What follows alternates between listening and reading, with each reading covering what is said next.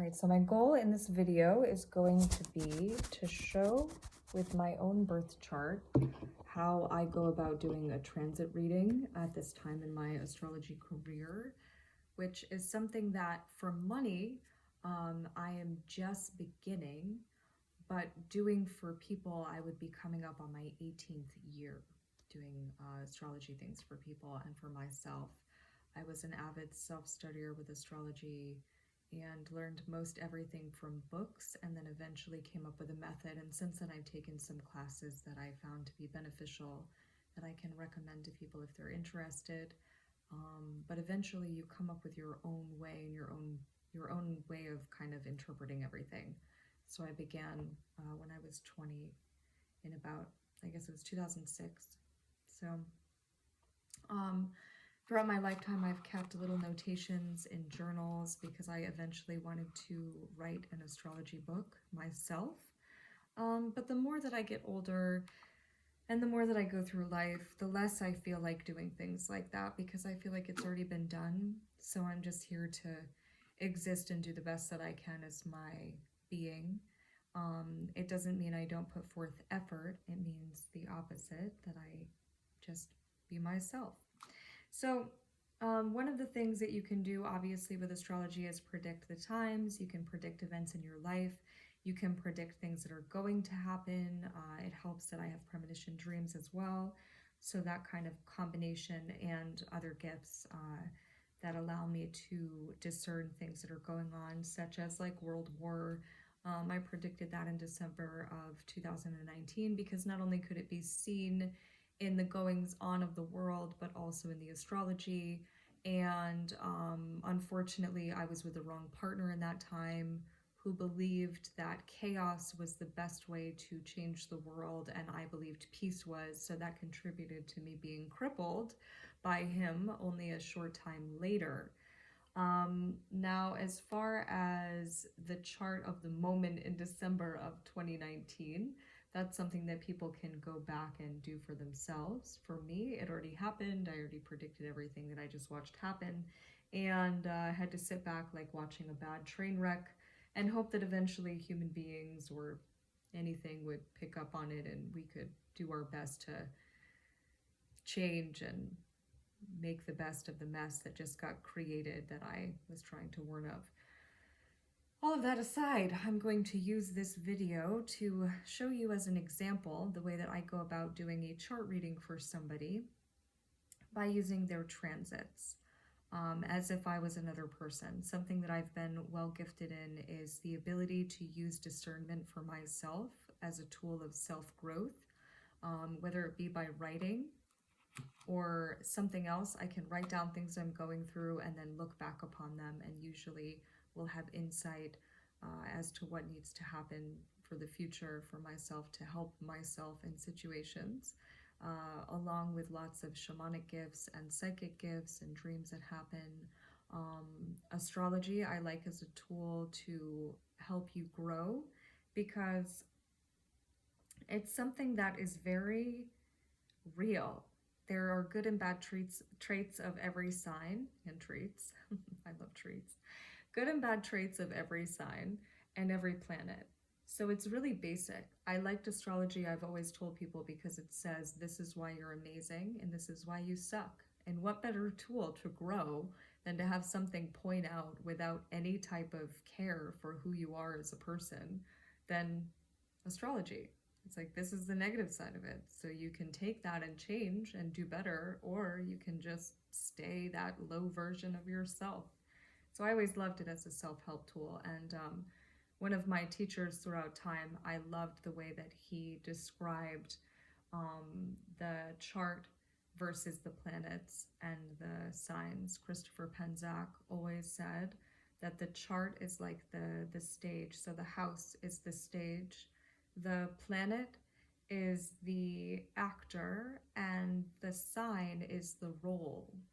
And I love how that breaks things down for people, because I think it's easier for normal people who don't understand astrology, because it's so big.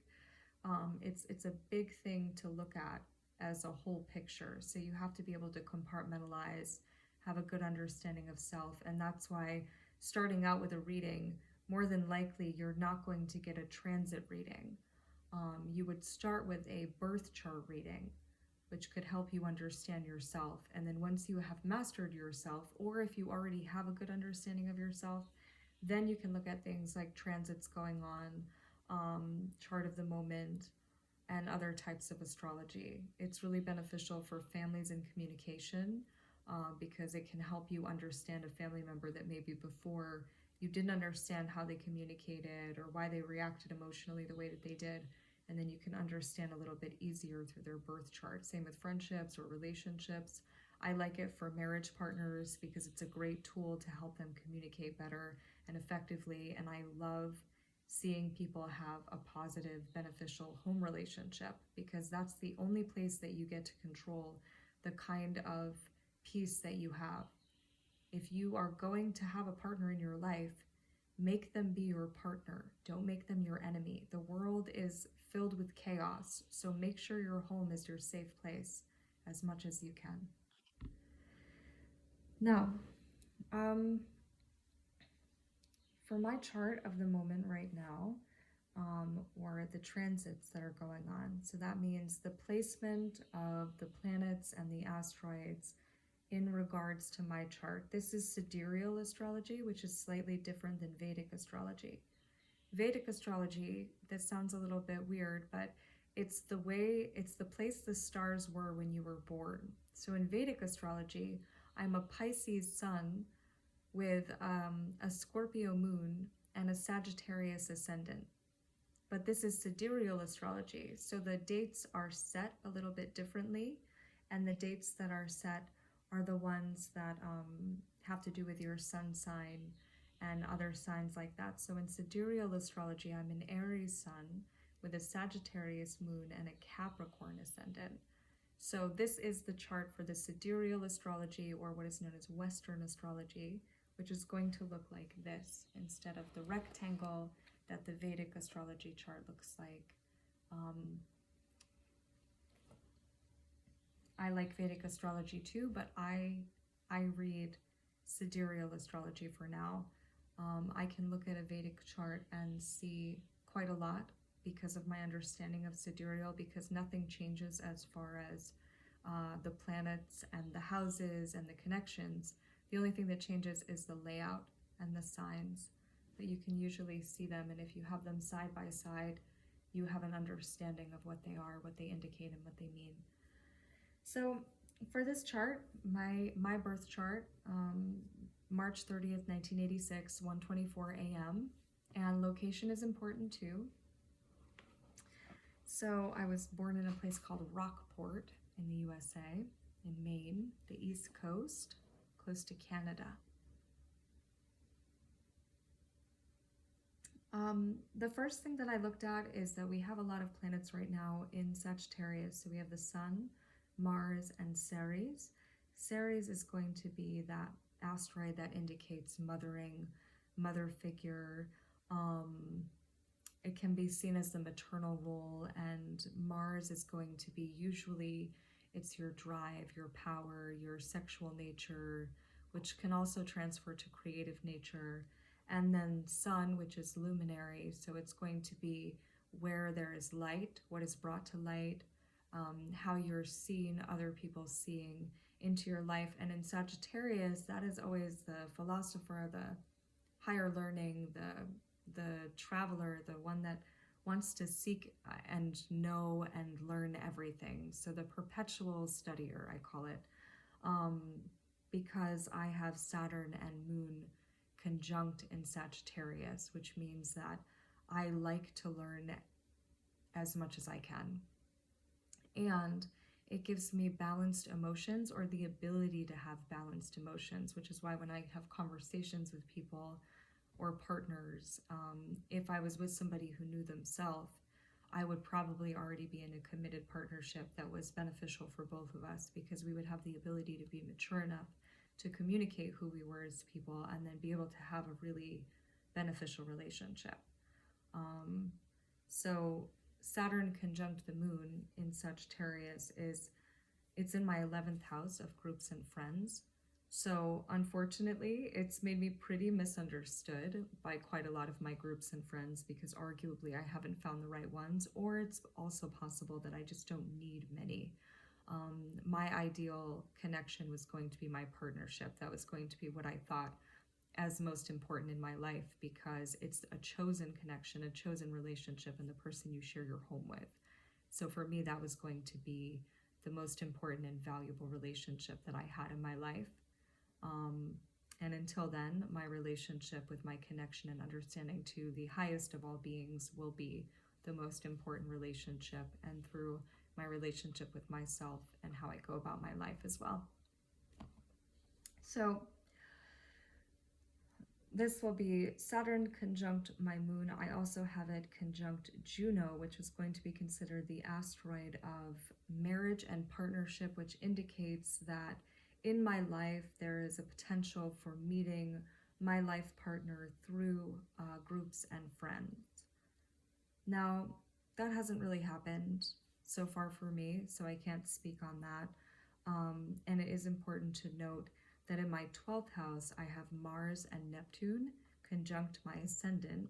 Both of those are in Capricorn, and that is a placement that indicates hidden enemies and friends, which means a lot of ex-partners and ex-friends are enemies. So if my marriage partner was friends with them, probably it's not going to work because he aligned with hidden friends and enemies. And that will never be very good, especially if he never realized it. So, or realized it too late. So there's also that to consider in these situations. I also have Uranus in the 12th house in Sagittarius, which is indicative of psychic insight in a flash. It's why the aha moments of life, like I have a lot of really psychic placements in my chart, but that Uranus in Sagittarius is like flash of insight. I actually know for a fact that there's a person that if we had been connected in relationship, there's a lot of people that worked really hard to keep us apart so that they could get away with being awful. I know for a fact because somebody admitted to doing that very thing to try to prevent us from connecting. And going through my dreams and visions, I was like, oh, now I see why. So that was one of the aha moments in that Uranus in Sagittarius in the 12th house, which again is usually what's hidden. It's dreams, it's visions, it's psychic power, it's isolation. It's things that others don't see. It's your connection to other worlds, but it's also in a place that is in view of others. So like it could be if people perceived me as like some dreamy woman who's like lost in the ether, because they don't realize that because that placement is in Capricorn in my first house conjunct my ascendant, which is also to do with how others see me. It does give me the ability to be very practical, discerning, down to earth, um, and have a very logical approach to life, which is something a lot of people miss about me, unless they paid attention to me accurately for like 5 whole minutes, then they would notice that. Very regimented, disciplined, and as I've gotten older, not led astray easily. I started out that way as well when I was young. It gave me a very stoic persona as a young person. When I was 9, I looked like I had seen a lot. Arguably I had, but it's Capricorn in the ascendant usually sometimes can appear to be aging backwards. It's like a youth may start off seeming really serious and stoic and discerning. And it's true that when I was 11, the look that I could give you if I was onto you could like burn a hole through your soul, which made people not like me if they were up to no good, because I could size them up real quick. And then I kind of, you age in reverse slightly. You kind of can change and then you come back to yourself, which is pretty usual. So, that is a little bit about my birth chart so that you can kind of understand when I talk about transits going on. So the reason that I'm picking out the Sun, Mars, and Ceres conjunction is because the Sun is going to be really beneficial in this time period, and it's all conjunct my Saturn, my Moon, which is your emotions, and my Juno, which is the marriage asteroid that I don't need to talk about because I'm not married. So The Saturn and Moon conjunction is a really, really important one. And in Sagittarius, it's very important because Saturn is going to be a great place for you to look at what your goal for your soul in life is. Saturn is the discerning mother figure of all. It's not the blood sucking, child eating creature that's shown as Kronos. It's like literally the disciplined, maternal, fertile, life giving force. So, looking at that in the 11th house of groups and friends, having the Sun and Mars there conjunct, it could indicate that people from my home are starting to see me more clear instead of their projection of who I was. It could be that there are going to be new groups and friends that I become a part of because they will understand me and welcome me easily.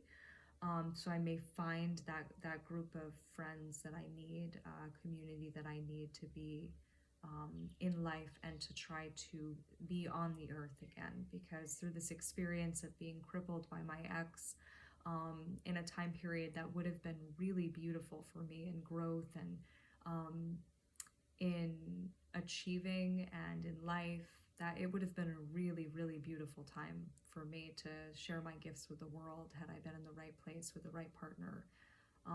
But instead, everything got stifled on purpose to cause chaos and to prevent me from being able to come into who I was meant to be in that time period, sharing my gifts with the world.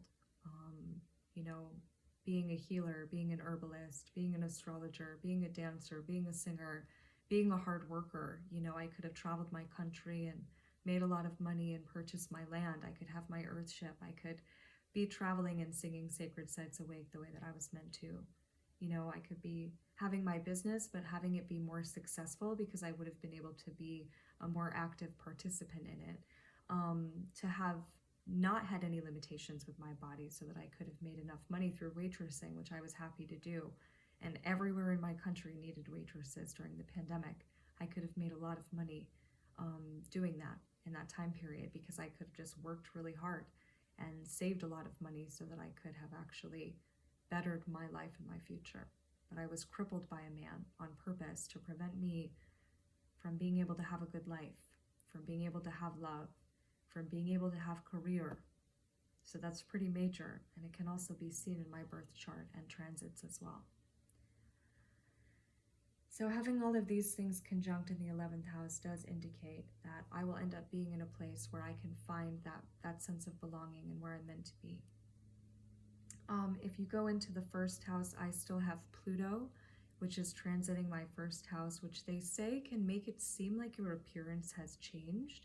But for me, I don't think I look any different other than when I was 100 pounds dying from autonomic dysreflexia because I had neurogenic bowels and couldn't eat food. So I wasted away to 100 pounds.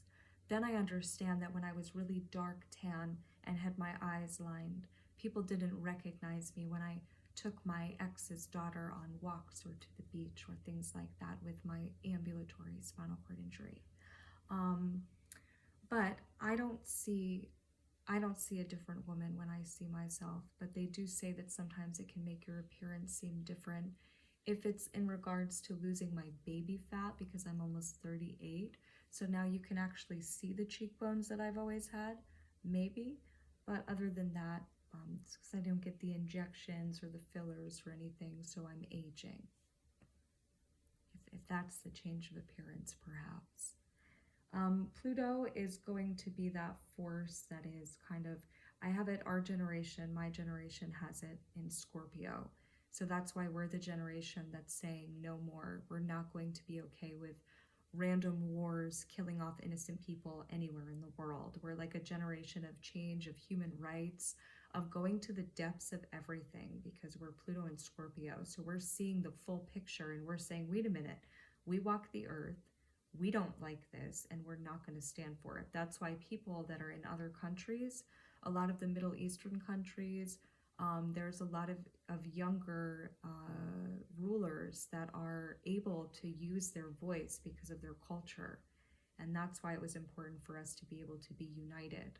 to remember that Islam is indigenous and for everybody to stand together, because they actually have the power in the world to make this a reality and to see the truth and the full picture without being web trap set, so that the whole earth can actually do what's necessary for this time period. Unfortunately, people try to use my words or pretend to be me, or cause this chaos in my life so that I wouldn't be able to do what they thought, their small perception of what my part in the earth was, because they forgot about all the other ways that I have power and thought it just had to do with being seen by the public view. There are certain things you can never web trap. Now, if we go into the second house, I don't have a ton going on there as far as transits go, but there is a couple of major planets and one asteroid in particular that has been very clear and evident in this time period. So the second house indicates your finances generally, how you make money, your possessions. And I have in my second house, it's Pisces, I have Vesta, I have Jupiter, and I have Mercury. Now this is where a lot of the psychic insight comes into play, because my second house interacting with my 11th and 12th house causes me to be incredibly psychic. Something that I use the most discernment in, and I never walked around saying, I'm incredibly psychic, I have dreams that happen. I've always been the most discerning person about my own gifts, which is very beneficial and helpful, very logical. So in Pisces, Jupiter and Mercury is a positive placement. Now this is something that when I turned 34 would have been very beneficial, and I would have actually been able to make a lot of money off of my natural gifts and talents, but my ex crippled me on purpose so that I couldn't go about my life and be successful, because that would make him look really bad. So instead, I ended up crippled, still trying to do my best, but I didn't share all the time what I was doing with my life, so nobody really knew. They just know what they perceived or what they were told, which is perfectly fine as well, because I'm not meant for everyone. I like to say, I'm not made for everyone, maybe for no one, but if you don't belong on this earth, maybe it's because you don't need to be in an earth that believes that this is the only thing in a void of space. Maybe you belong in the actual universe. So don't lose faith or hope. Just trust in yourself and know that when you die, you get to leave this earth hell that people could make better but choose not to. Saturn is conjunct my Vesta.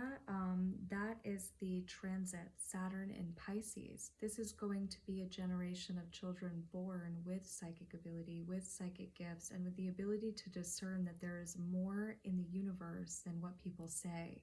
They will know this as a fact because they will have that insight and that connection, that vision, that altruism. It's just going to be in them. You'll see it when they're born, you'll see it in their soul, and you will understand it. Now, Saturn conjunct Vesta. Vesta were the light keepers, they were the temple keepers, and they were considered sacred women in certain cultures, and they kept the temple. So Saturn conjunct that is going to see me as high priestess or honored woman of virtue, no matter how many people try to wrongfully exploit me throughout my life. Nesu, that is the abuse asteroid. They say that when you can look at that in your chart, you can see where the interaction is, where your most harmful self will be, and also where you end up being abused, where somebody takes advantage of you. And mine is transiting my second house, which is why now, over the past few years, I've been finally communicating about all of the abuse that I endured over my life, taking it on like it was somehow my fault. A book that was recommended to me, I thought it was me, but it just isn't. That was really helpful for me. I haven't read the full thing, but looking at your life and realizing how protective you are of your abusers, as you get older, you start to realize that there are some things that just can't be forgiven, because no matter how angry you've been or how far you've been pushed or how much hell you've been put through, you still don't go to those levels of abuse that others have put you through. And that's something that I learned about myself during this time period. So I'm speaking up finally because as almost 38 years old, and starting when I was almost 36 years old, I realized I didn't actually deserve a lot of what I went through, and that it wasn't my bad karma that caused me to go through hell. It was people who forgot how to be human beings, and it was their earned bad karma. It's changing the conversation for young people. No, you don't deserve to be raped. No, you don't deserve to be abused. No, you don't deserve to be harmed. It's somebody else's earned bad karma when they do that to you. I'm speaking up after being silent for so long because I wasn't a woman with a place in community and society that was allowed to speak up. If I did, I would have been put in even more danger, and now that I've had time to look over my life, that's horrific because I have been put in a lot of danger in my life, which is another reason why a lot of people wanted to gang up on me and silence me, because it makes them look very bad, like the people that they are, because no human being would do that. Neptune transiting my second house in Pisces. Now, because I have Mercury there, this is going to be all of that psychic ability, all of those dreams that happen, all of those visions, me being able to communicate them to the world and bringing light to this. That is also Saturn as well. These are major planets in my second house that are going to highlight and shine on the fact that I have these very real gifts and that I'm blessed with the ability to discern as well, and that I know myself and am disciplined enough to do this for the greater good of all, which can be seen again as that mother figure asteroid transiting my 11th house, where I have Saturn, the alternal mother figure, and the moon in Sagittarius for the greater good of all. Speaking up for the good, even of the children of those that put me through hell. Greater good of all.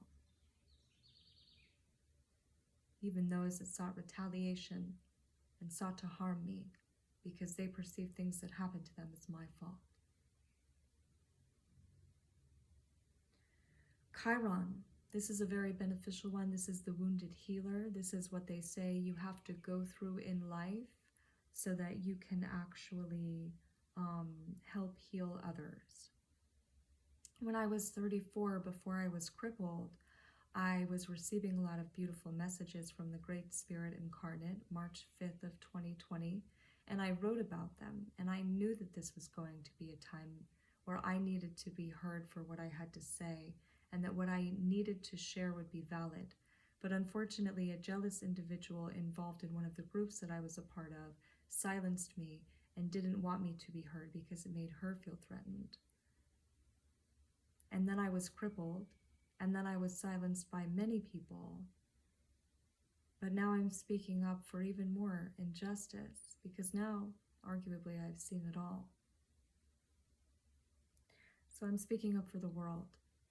That's why I started to speak up about disabled people and wounded veterans and anybody who's had to deal with a system or a world or a society that isn't designed for them to live their best life, if at all, and instead shames and degrades them and then blames it on mental illness because they feel bad about what they've done to other human beings, and they will look like who they are if the truth is revealed.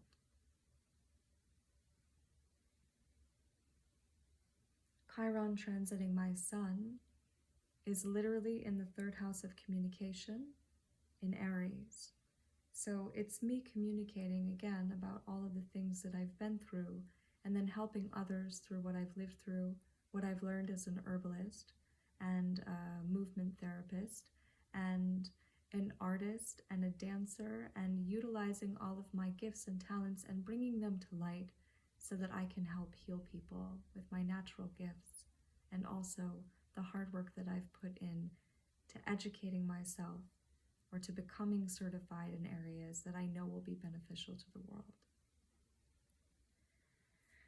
The North Node in Aries, which is transiting my Venus in the third house as well of communication. It can indicate that a partnership could arise through hearing my voice. It could be singing because of the Neptune and Venus trine that I have. But I don't sing in front of very many people. I have stage fright, actually. So it took me a long time when I sang with a local band to almost reach my full range in public. And I was just starting to do that when the band kind of broke up and everything went nowhere, and my ex got in my head about who I am and what my capabilities are and didn't really want me to sing around him, and it caused me to be more insecure and self-conscious about my singing ability, which I've always had and actually have been very talented in singing. Sound healing is a major factor in all of this. So again, I don't have a partner, so I don't know if that will be true. There's a couple of different indicators for how I could meet someone or how someone could be in my life, but it doesn't necessarily mean that will be what happens because I don't have a partner, so I can't speak on that until it occurs. The North Node conjunct Venus in the third house does indicate a partnership could arise, or a home could arise because of a partnership, a love partnership, or a communicative partnership, a community partnership. I'm not a community wife. I'm a one woman kind of woman, one man kind of woman. I'll never love another woman again because the one that I did died when I was 20. But I only want one partner. Monogamy. That's what I'm trying to say. I don't want to say community anything and have people get the wrong idea, because evidently I gave off that energy without even trying. So I just want to make sure not to do that ever again. One way that cloaking would have been beneficial for me, I guess, in my life. Oh, my word. So that could indicate partnership via voice, singing, communication. It could indicate a new living space because of love or partnership or communication or voice.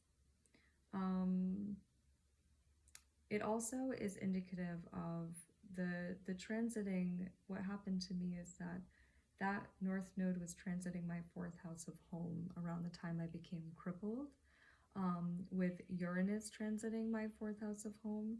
And that can be the kind of unstable factor in your home, which can be seen as your body.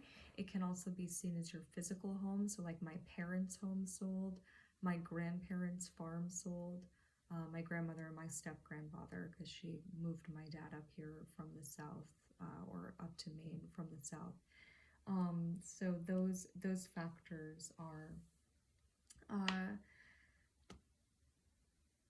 very seen in my life. I became crippled, so my body home became affected, and my parents' house sold, and my grandparents' house sold, and everything that became home changed for me. I had to leave my home because of my abuser and other people spreading lies and rumors, to the point where no matter how much I spoke up, it didn't seem to faze anyone around me.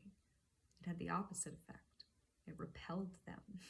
So I had to leave for my own safety, and also so that I could be heard by people that will know I'm telling the truth, because they will have gone through it, which is why people tried to keep me separate from individuals that would know I was telling the truth by what I expressed and explained to them.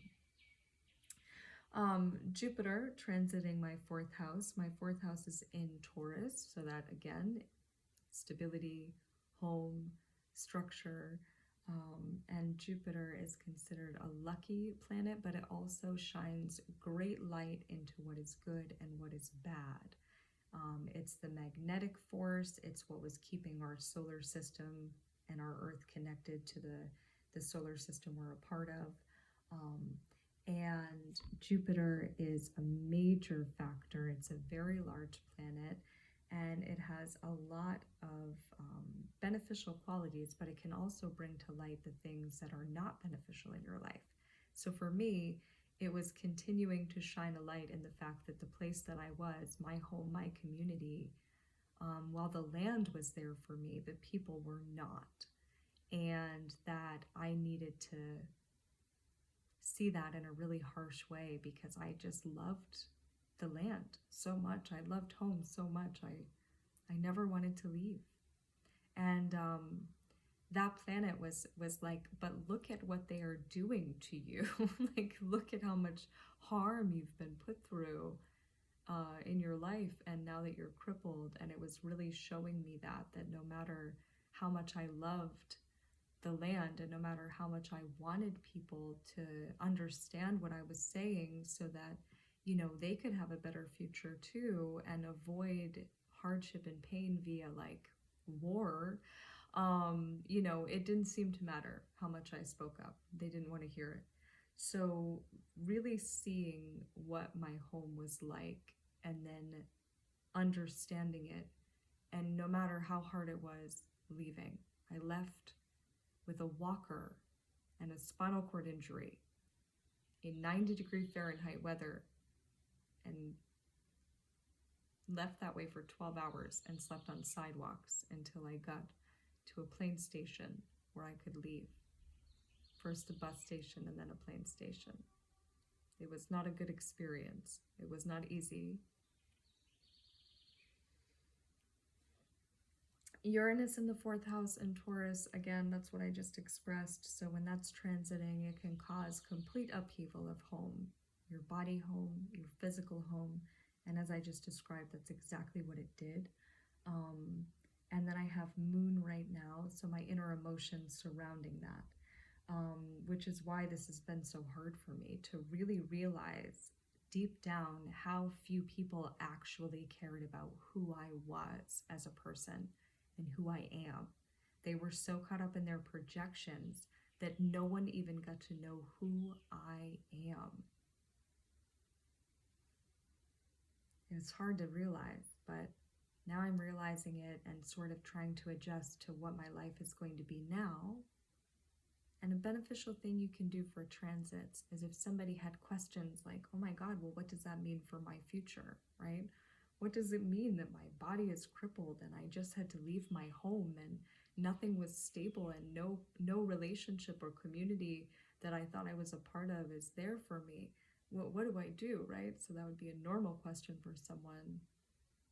And you could say that you can look to where their placement of those planets is. So the moon, which is transiting Taurus in the 4th house.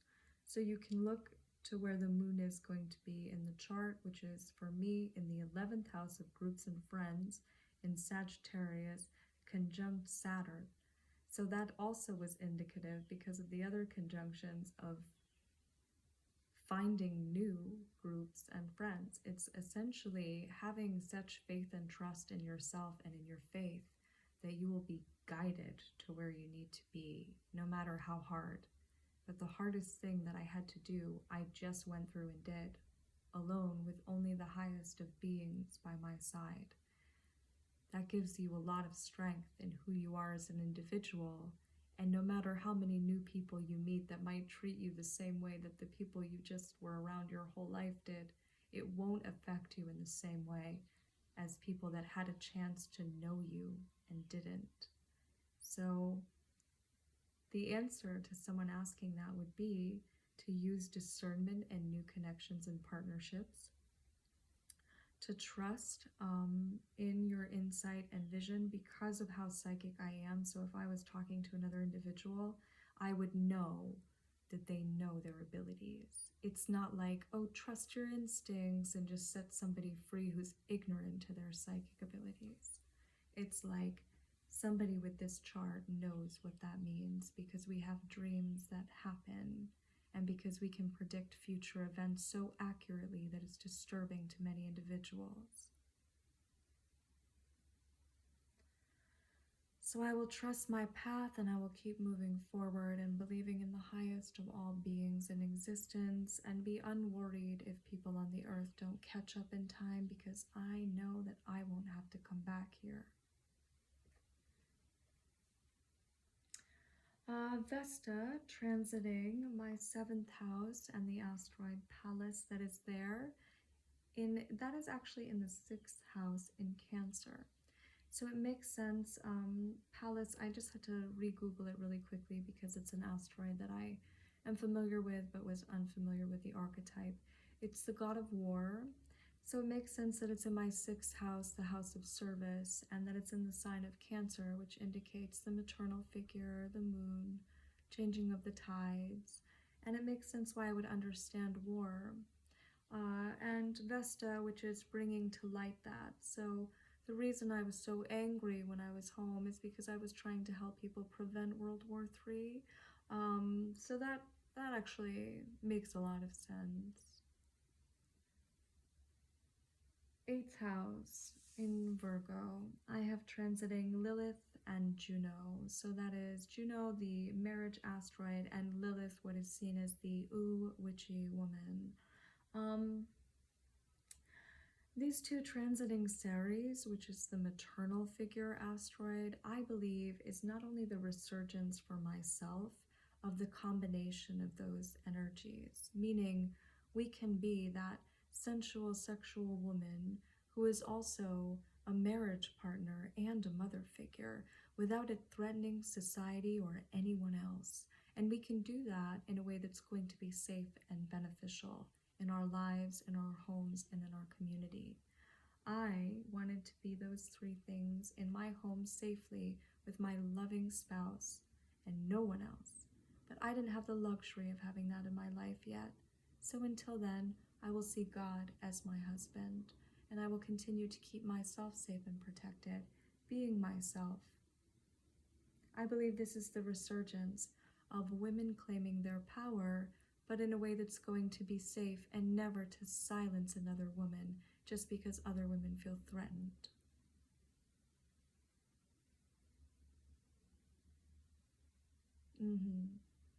I see what happened in my life. I'm almost 38 years old, and I am speaking up for the children of those that allowed harm to happen to me, that silenced me, that put me in danger, that shamed me, and I'm still speaking up for their children. That takes a very strong individual to be forgiving of such hate. Venus is transiting my 9th house, which is in Libra. Now this could indicate a few different things. It can indicate a partner that I meet who is not from my home, that is a spiritual connection or a partnership based on a very, very spiritual connection. Can indicate marriage partnership, but again, it's unlikely since I haven't let anyone near me in over 3 years.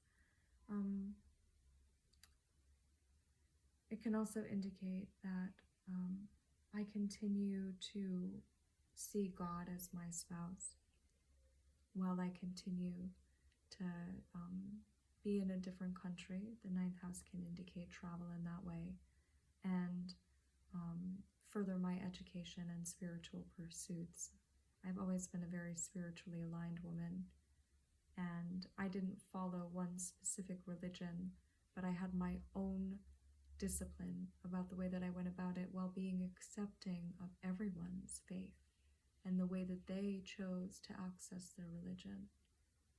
I never judged others for the way that they chose to worship their belief in the source of all of existence, because I was so understanding of what that looked like that I didn't need to doubt anyone else to make myself feel more secure.